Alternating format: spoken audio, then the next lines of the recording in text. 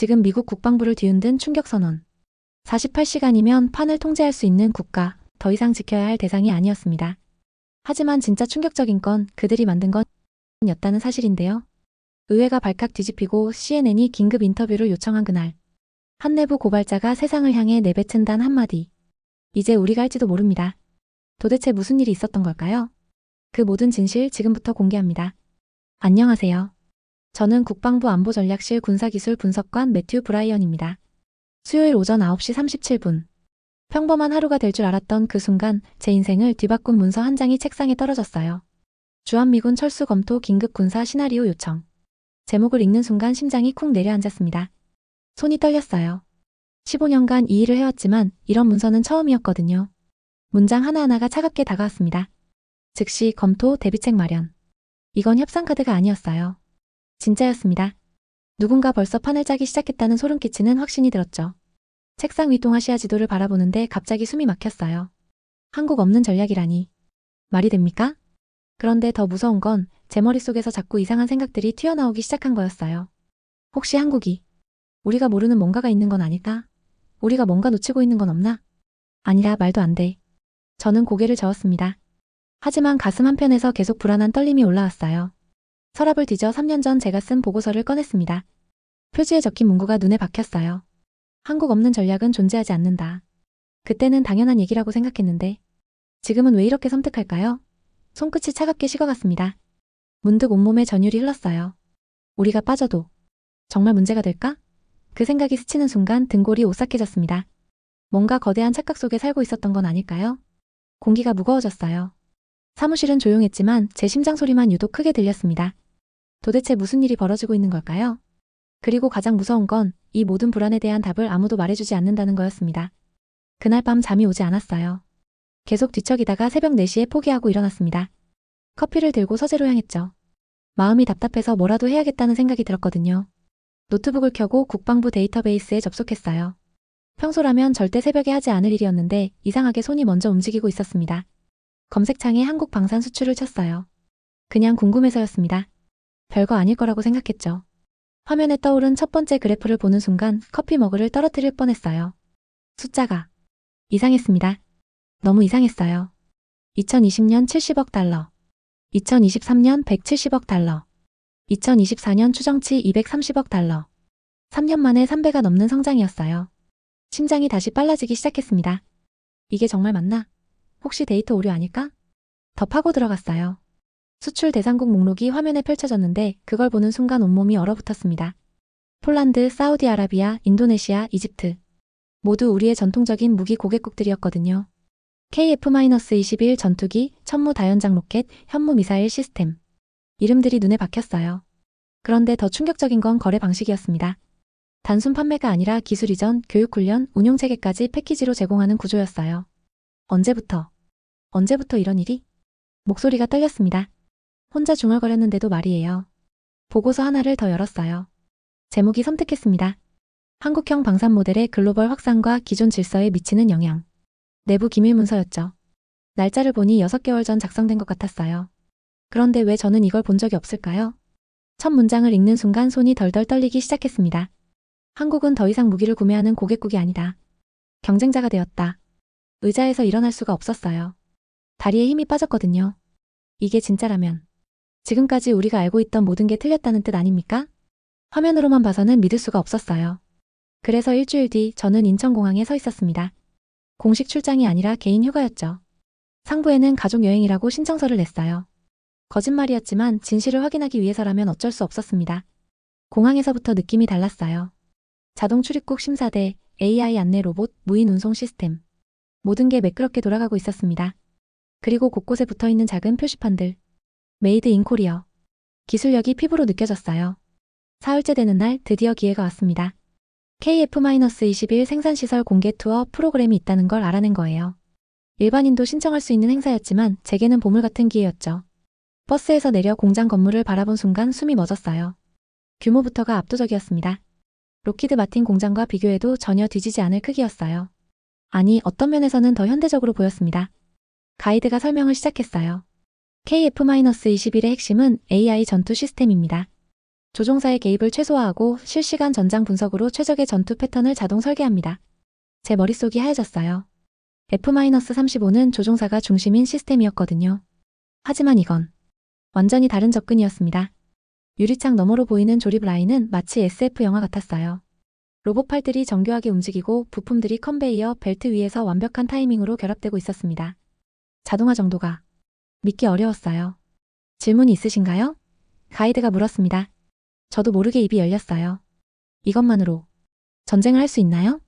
가이드가 미소 지으며 대답했습니다. 저희 슬로건이 뭔지 아세요? 전쟁이 일어나기 전에 끝낸다입니다. 그 순간 온몸에 전율이 흘렀어요. 이건 무기가 아니었습니다. 개념이었어요. 완전히 새로운 전쟁의 개념. 우리는 아직도 어떻게 싸울 것인가를 고민하고 있는데 이들은 이미 어떻게 싸우지 않게 만들 것인가를 완성한 거였습니다. 발걸음이 무거워졌어요. 제가 알고 있던 모든 상식이 여기서 무너지고 있었거든요. 귀국 비행기 안에서 저는 잠을 한숨도 못 잤어요. 머릿속이 너무 복잡했거든요. 본 것들이 계속 맴돌았습니다. KF-21의 조립 라인, AI 전투 시스템 그리고 그 가이드의 말. 전쟁이 일어나기 전에 끝낸다. 이걸 어떻게 보고해야 할지 고민이 깊어졌어요. 월요일 아침 저는 보고서 작성에 착수했습니다. 제목부터 신중하게 정했죠. 한국 방산 기술력 현황 및 미 전략에 미치는 영향 분석. 본 것을 있는 그대로 써내려갔어요. 숫자, 시설 규모, 기술 수준 모든 걸 정확히 기록했습니다. 보고서를 완성하는데 사흘이 걸렸어요. 15페이지 분량이었죠. 마지막 문장을 쓸 때 손이 떨렸습니다. 한국의 독자적 전략 체계는 이미 미군 의존도를 현저히 낮춘 상태로 판단됩니다. 이게 진실이었거든요. 목요일 오전 보고서를 상부에 제출했어요. 그리고 기다렸습니다. 평소라면 이틀 내에 피드백이 왔을 텐데 일주일이 지나도 조용했어요. 이상했습니다. 마침내 연락이 왔을 때 제 예상과는 전혀 달랐어요. 로렌스 밀러 부국장실로 즉시 오라는 호출이었습니다. 가슴이 두근거렸어요. 좋은 신호는 아니라는 직감이 들었거든요. 회의실 문을 열자 밀러 부국장이 제 보고서를 테이블에 던져놓고 있었습니다. 표정이 굳어 있었어요. 매튜. 목소리가 차갑게 깔렸습니다. 이게 뭐야? 저는 당황하며 대답했어요. 한국 출장에서 확인한 내용을 정리한 보고서입니다. 너무 나갔어. 그의 눈빛이 날카로워졌어요. 한국을 과대평가하는 내용이 너무 많다. 이런 식으로 쓰면 안 돼. 가슴이 답답해졌습니다. 하지만 이건 제가 직접 본 거라서요. 사실을 있는 그대로. 사실이라고 다 쓰는 게 아니야. 밀러가 제 말을 끊었어요. 국가 전략에 미치는 영향을 생각해봐. 한국 기술을 이렇게 높이 평가하면 우리가 거기 있을 명분이 사라져버린다고. 그 순간 깨달았어요. 이건 사실 확인이 아니라 사실 은폐였습니다. 진실보다 명분이 더 중요하다는 말씀입니까? 밀러의 얼굴이 붉어졌어요. 넌 분석관이야. 정책 결정자가 아니라고. 적당한 선에서 보고하는 게 내 역할이지 조직 전체를 흔드는 게 아니야. 그날 오후 제 보고서는 재검토 필요 딱지가 붙어서 반려됐습니다. 이유란에는 과도한 추정 포함이라고 적혀 있었어요. 책상에 앉아 그 문구를 바라보는데 우라가 치밀어 올랐습니다. 과도한 추정이라니. 제가 본 건 추정이 아니라 현실이었는데 말이에요. 그날 밤 집에서 혼자 앉아 있는데 가슴이 터질 것 같았어요. 조직 안에서는 더 이상 말할 수 없다는 게 확실해졌습니다. 그렇다면 밖으로 말해야겠다는 생각이 들었어요. 제 개인 유튜브 채널이 있었거든요. 구독자는 고작 450명 정도였지만 그게 중요한 건 아니었습니다. 새벽 2시까지 고민하다가 결국 카메라를 켰어요. 손이 떨렸지만 멈출 수 없었습니다. 안녕하세요. 저는 미 국방부에서 15년간 일해온 군사분석관 매튜 브라이언입니다. 목소리가 갈라졌어요. 오늘 여러분께 말씀드릴 내용은 제 커리어를 끝낼 수도 있는 이야기입니다. 숨을 깊게 들이마시고 계속 말했어요. 최근 한국을 다녀왔습니다. 그리고 거기서 본 것은 제가 알고 있던 모든 상식을 뒤엎는 현실이었어요. KF-21 생산 라인, AI 전투 시스템, 그리고 그 충격적인 슬로건까지. 모든 걸 있는 그대로 털어놨습니다. 30분 영상이었는데 마지막 멘트가 제 진심이었어요. 그들은 이미 우리를 넘어섰습니다. 우리가 못 본 것뿐이죠. 그리고 우리 조직은 그 사실을 숨기고 있습니다. 영상을 업로드하고 잠들려 했는데 잠이 오지 않았어요. 2시간 뒤 확인해보니 조회수가 3,000을 넘겼더라고요. 댓글도 폭발하고 있었습니다. 이게 진짜예요? 용기 있는 고백이네요. 배신자 같은 놈 드디어 말할 사람이 나왔다. 반응이 극명하게 갈렸어요. 하지만 한 댓글이 제 가슴을 쳤습니다. 우리는 왜 진작 이런 얘기를 들을 수 없었을까요? 그 질문이 모든 걸 말해주고 있었어요. 다음날 아침 사무실에 가기 전에 휴대폰을 확인했습니다. 조회수 15만. 그리고 CNN에서 연락이 와 있었어요. 인터뷰 요청이었습니다. 가슴이 두근거렸어요. 이제 정말 돌이킬 수 없는 강을 건너는구나 싶었습니다. 사무실에 도착하자마자 로렌스 밀러가 달려왔어요. 얼굴이 새하얗더라고요. 매튜, 당장 그 영상 내려. 목소리가 떨리고 있었습니다. 미쳤어? 네가 뭘 한 건지 알아? 저는 침착하게 대답했어요. 사실을 말한 거예요. 사실이라고 다 말하는 게 아니야. 조직을 생각해야지. 그의 목소리가 점점 커졌습니다. 하지만 저는 더 이상 물러설 수 없었어요. 조직보다 진실이 먼저 아닙니까? 그 순간 밀러의 얼굴이 일그러졌습니다. 넌 이제 끝났어. 완전히 끝났다고. 하지만 이상하게 두렵지 않았어요. 오히려 홀가분했습니다. 드디어 제대로 된 말을 했다는 기분이었거든요. 하루가 지나자 상황이 완전히 바뀌었어요. 조회수는 50만을 넘겼고 언론이 움직이기 시작했습니다. CNN, MBC, 워싱턴 포스트까지. 제목들이 자극적이었어요. 국방부 내부 고발자, 충격적 진실 폭로, 한국에 숨겨진 군사력, 과연 얼마나? 정치권도 반응했습니다. 공화당 의원들은 국익 해치는 발언이라며 저를 비난했고, 민주당에서는 사실 확인이 필요하다며 추가 조사를 요구했어요. 양쪽 모두 저를 정치적 도구로 이용하려는 게 보였습니다. 하지만 정말 놀라운 건 따로 있었어요.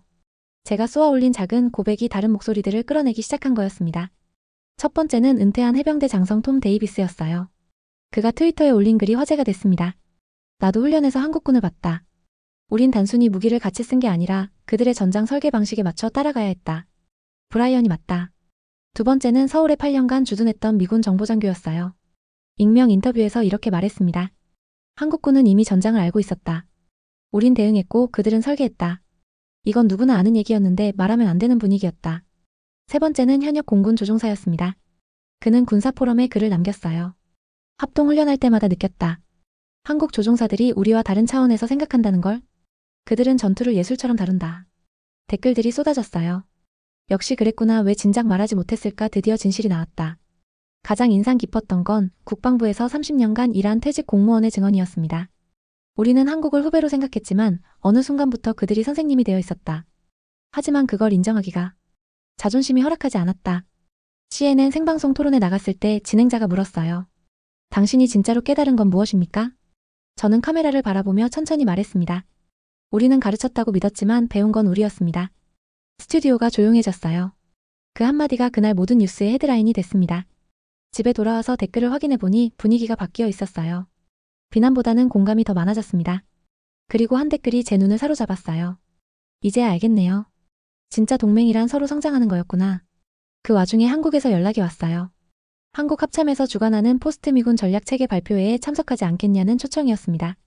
공개 행사였지만 제가 최근에 화제가 된 인물이다 보니 특별히 자리를 마련해준다고 했어요. 비행기에서 내내 가슴이 두근거렸습니다. 포스트 미군이라는 단어 자체가 충격적이었거든요. 우리 없는 시대를 공식적으로 준비한다는 뜻 아닙니까? 서울 시내 한 컨벤션홀에 도착했을 때 분위기부터 남달랐어요. 참석자들의 표정이 너무 차분했습니다. 긴장하거나 불안해하는 기색이 전혀 없었어요. 마치 이미 준비가 끝났다는 확신에 가득 찬 얼굴들이었습니다.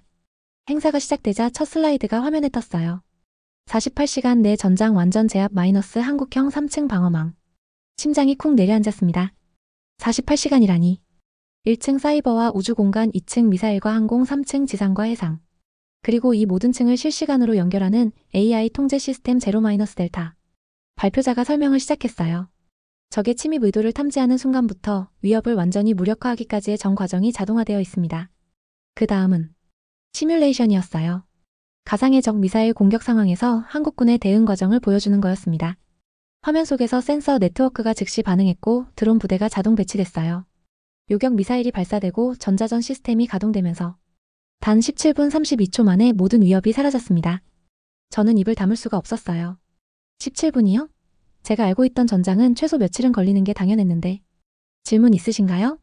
발표자가 물었습니다. 저도 모르게 손이 올라갔어요. 혹시 미군의 지원 없이도 이 모든 게 가능한 건가요? 발표자가 미소를 지으며 대답했습니다. 48시간 내에 모든 위협을 무력화할 수 있습니다. 그 어떤 외부 개입도 필요하지 않아요. 그 순간 제 뒤통수를 뭔가 강하게 친 것 같은 느낌이 들었어요. 이건 단순한 군사 발표가 아니었습니다. 새로운 시대의 선언이었어요. 우리가 중심이라고 믿었던 모든 질서가 조용히 그러나 확실하게 이곳에서 포스트 아메리카로 넘어가고 있었던 거예요. 발표가 끝나고 나올 때 다리가 후들거렸습니다.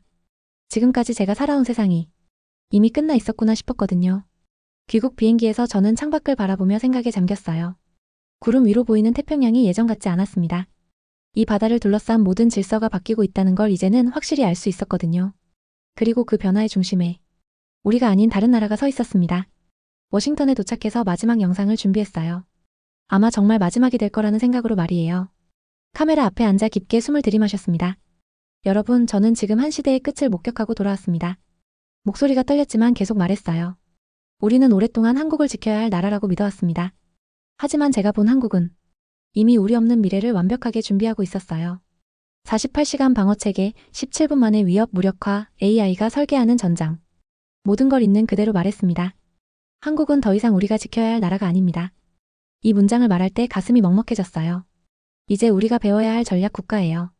그들은 말이 아니라 시스템으로 대답했고 기술이 아니라 철학으로 우리를 넘어섰습니다. 영상 마지막에는 한국에서 찍은 태극기 사진을 넣었어요. 바람에 힘차게 펄럭이는 모습이었죠. 그 장면을 보며 중얼거렸습니다. 전략의 중심이 이동했습니다. 이제 질문을 바꿀 때예요. 우리는 한국 없이 살 수 있을까요? 영상을 업로드하고 댓글을 확인했어요. 이번엔 달랐습니다. 비난보다 공감이 훨씬 많았어요. 그 중에서 한 댓글이 특히 인상 깊었습니다. 선생님 말씀이 맞네요. 진짜 동맹이란 영원히 누가 누구를 지키는 관계가 아니라 함께 성장하고 때로는 역할이 바뀌는 것 같아요. 그날 밤 저는 처음으로 마음이 편해졌어요. 드디어 진실을 다 말했다는 안도감 때문이었습니다. 그리고 깨달았어요.